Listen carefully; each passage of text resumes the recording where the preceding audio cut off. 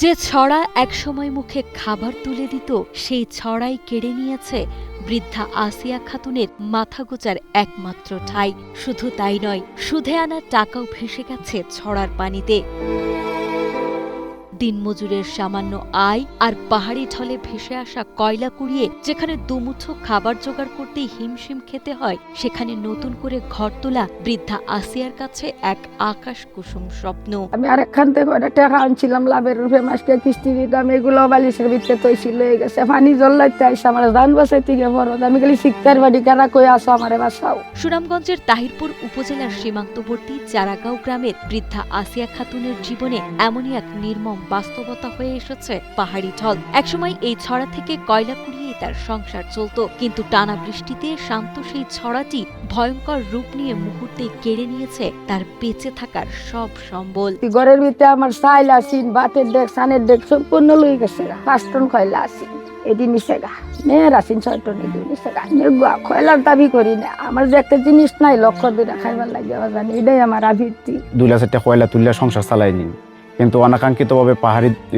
বন্যায় তাদের ঘর বাড়ি সবকিছু ভাঙ্গে সঙ্গে লয়ে গেছে। কিছু কয়লা আছে মজুত করা, এগুলি বাসায় নিয়ে গেছে। ঢলের তীব্র স্রোতে আসিয়ার একমাত্র কাঁচা ঘরটি চোখের পলকেই ভেঙে পড়ে।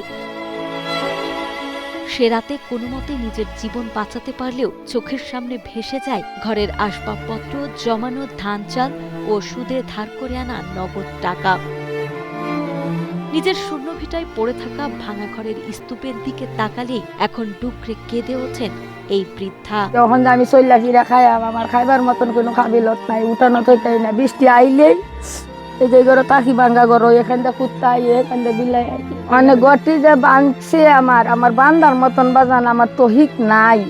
আমি অসহায় হয়ে গেছি, আমি কই ভাই। আসিয়া খাতুনের 4 ছেলে থাকলেও তার দুঃখ ঘোচেনি। 2 ছেলে নিজেদের সংসার নিয়ে ঢাকায় থাকেন, আর বাকি 2 জন এলাকায় দিনমজুরের কাজ করেন।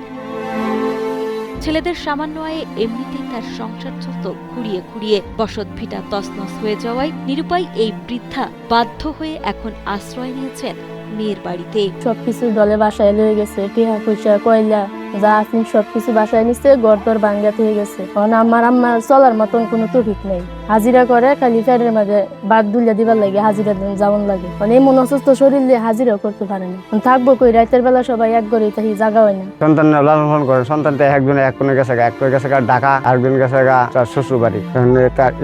এইভাবে চলতেছে। দিনমজুরের সামান্য আয় আর পাহাড়ি ঢলে ভেসে আসা কয়লা কুড়িয়ে যেখানে দুমুঠো খাবার জোগাড় করতেই হিমশিম খেতে হয়, সেখানে নতুন ঘর তোলা আসিয়ার কাছে এখন এক আকাশ কুসুম কল্পনা। বয়সের ভারে নুয়ে পড়া এই মায়ের অসহায়ত্ব আর চোখের জল গভীরভাবে নাড়া দিয়েছে প্রতিবেশীদের।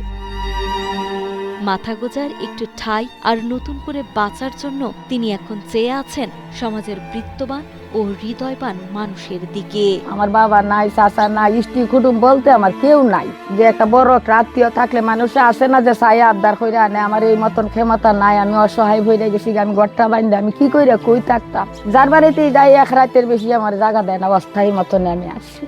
আপনারা আমার একটা সহায়তা যদি করতাম, আমি বাসাটা বাইন্দা আমি থাকতাম। আমি তো রাত পাই মই যাই যায়। মানে আপনার কাছে একটাই অনুরোধ, আমার আম্মার গড়টা বানা কিছু টাকা পয়সা দিয়ে সাহায্য করুন। সরকারি যারা লোকজন আছেন তারা যাতে মানবিক দৃষ্টিতে এই অসহায় মানুষগুলির পাশে দাঁড়ান।